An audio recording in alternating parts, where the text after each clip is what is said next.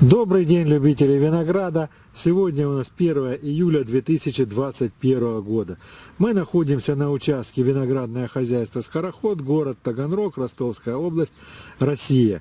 Сейчас самое время проводить нормирование кустов гроздями.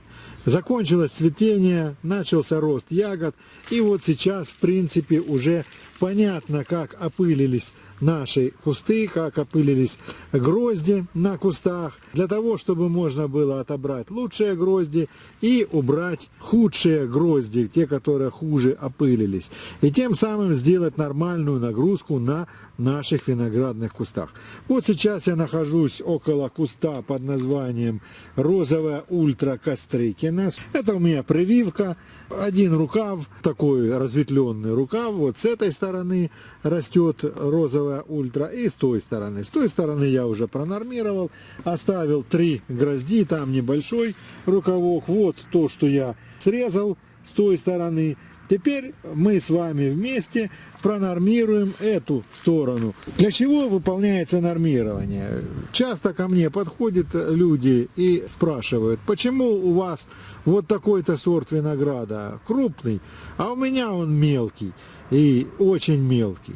Вот как раз таки все зависит от того, как мы провели нормирование и что мы хотим получить от винограда.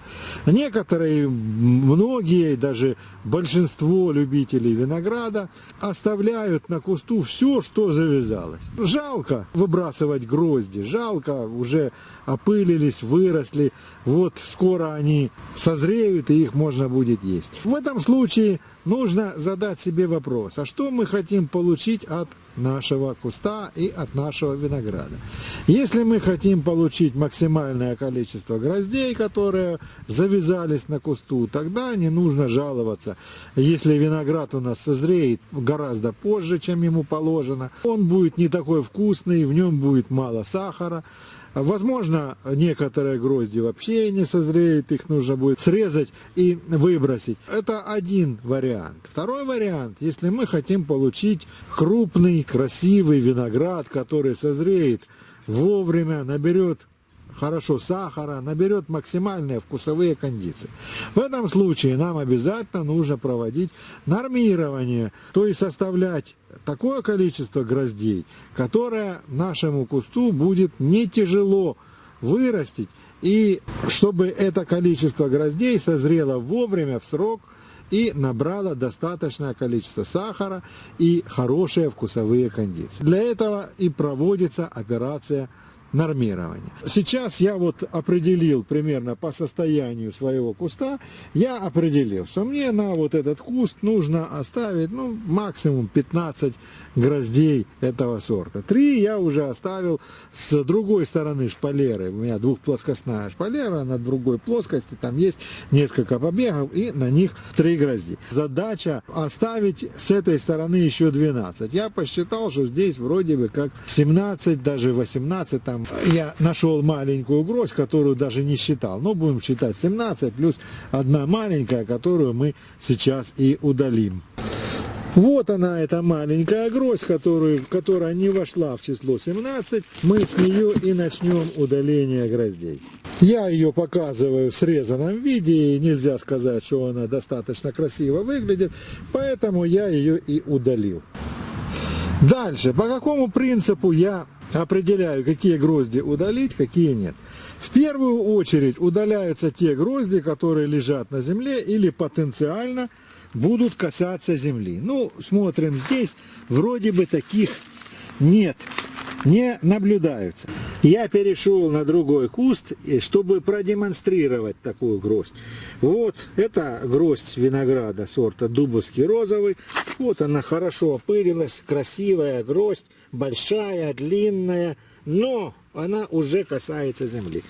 Что делать с такой гроздью? Такая гроздь снизу начнет гнить и сгниет практически полностью, когда будет созревать. Такие грозди жалеть не стоит. Либо подкладывать под нее что-то, но подкладывать все равно на этом на том, что мы подложим, будет задерживаться влага, и гроздь будет гнить снизу. Поэтому такие грозди ни в коем случае нельзя оставлять. В первую очередь удаляйте именно такие грозди. Они все равно не созреют, вернее, созреет верхняя часть, а нижняя часть этой грозди потратит питание куста на то, чтобы созреть, но все равно сгниет. И получится, что куст зря работал на созревание такой грозди.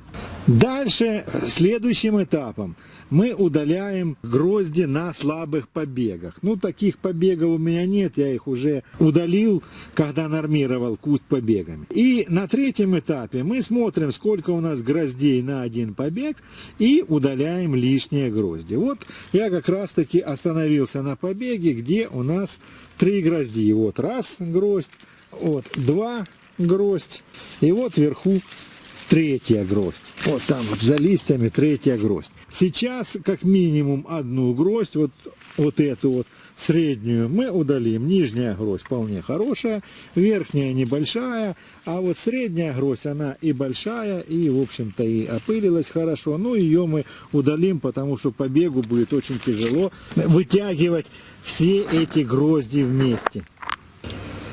Вот эта гроздь в срезанном виде. Итак, считаем. Было 17 минус 1 равняется 16, а нам нужно оставить 12. Я нашел побег не самый мощный, который не дорос до верхней проволоки. И на нем вот у нас здесь 2 грозди имеются. Вот одна повыше, покрасивее, и одна пониже. Ну, она мне нравится меньше. Вот ее мы и удалим. Имеем 16 минус 1, 15. Осталось удалить 3 грозди. Дальше обнаруживаем следующий побег, на котором вот верхняя гроздь и нижняя гроздь побольше.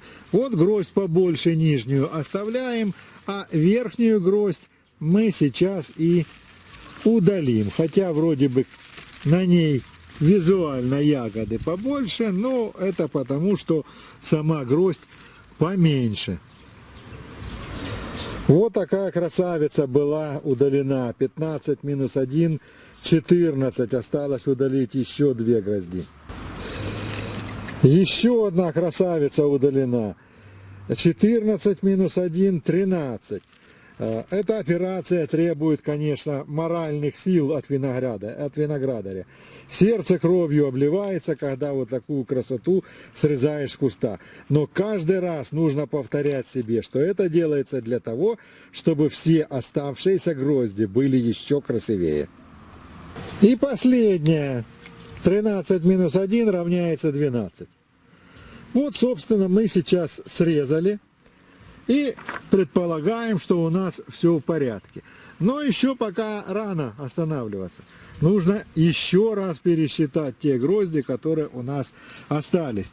Дело в том, что счет гроздей — это такое занятие, когда можно 2 грозди за одну посчитать, пропустить какое-то количество гроздей. Вот после срезки не исключено, что у нас сейчас опять 15 гроздей после пересчета останется. Сейчас пересчитаем грозди.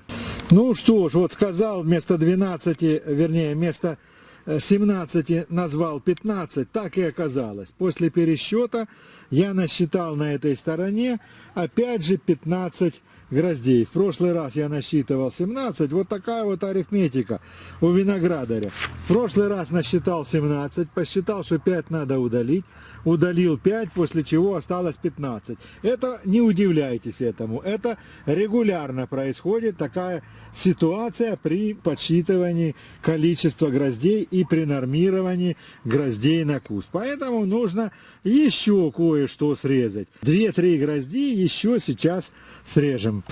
Я срезал еще 3 грозди. Сейчас я их буду выносить в кадр и показывать. Вот это номер 1. Дальше это номер 2. И дальше это номер 3. В результате получилось, что вот смотрите, сколько я срезал зеленого винограда с куста. Ну, это если бы созрело, то было бы вот это вот полное ведро. Оставил я 15 самых больших, самых красивых гроздей на своем кусту, для того, чтобы они были действительно красивые, крупные, с крупной ягодой, вкусные и красивого цвета. Но при этом я еще буду наблюдать, как развиваются грозди, как увеличиваются ягоды. И, возможно, если окажется, что оставил я слишком много, я еще могу немножко подрезать на этом кусту. Опять же говорю, что это не полноценный куст, а только прививка, один рукав.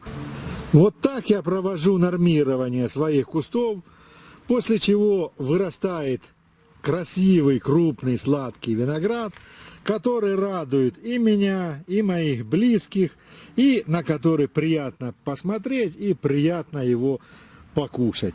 На этом я заканчиваю свой ролик. Спасибо за внимание, спасибо за просмотр. Не жалейте грозди, нормируйте свои кусты, и тогда вот у вас также будет красивый, крупный, вкусный виноград, который не стыдно будет кому-либо показать и кому-нибудь дать продегустировать. Спасибо за внимание, спасибо за просмотр. Подписывайтесь на наш канал. До новых встреч на нашем канале.